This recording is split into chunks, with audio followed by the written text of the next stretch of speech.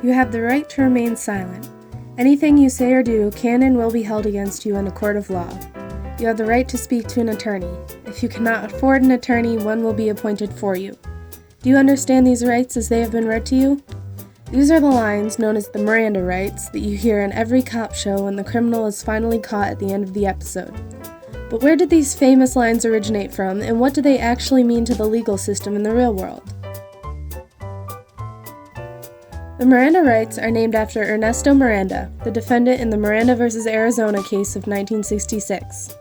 Miranda was a Mexican immigrant who had not even finished high school and had a history of mental instability.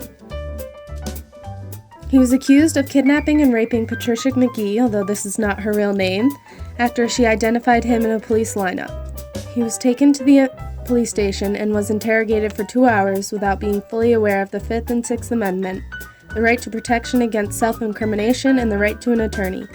He gave a written confession and was found guilty in the Arizona Supreme Court. He was sentenced to 20 to 30 years in prison.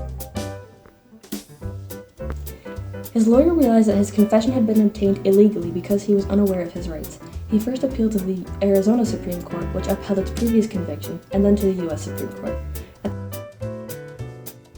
At the time, Earl Warren was Chief Justice of the Supreme Court, and his court was liberal and activist. Warren was a Norwegian immigrant who was appointed by Eisenhower in 1953. His court had previously made the ruling in the Brown v. the Board of Education case that overturned the separate but equal laws. As Chief Justice, he led the court to extend individual rights and the rights of the accused, as well as force the government to justify any attempt to infringe such rights. The Supreme Court agreed to consider Miranda's case, as well as 4 others, but the defendant's rights were unknown at the time of the interrogation. These cases included Ventura v. New York, Westover v. U.S., and California v. Stewart. All of the men, Miranda, Ventura, Westover, and Stewart, had been interrogated and gave confessions without being told their rights.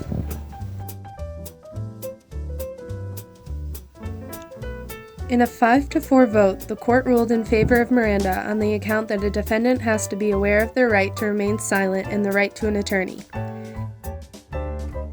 It was determined that while the charges against Miranda would not be dropped, his confession could not be used as evidence.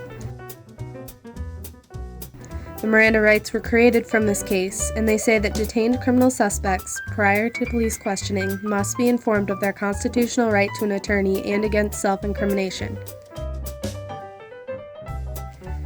After 8 years of his sentence, Miranda was released.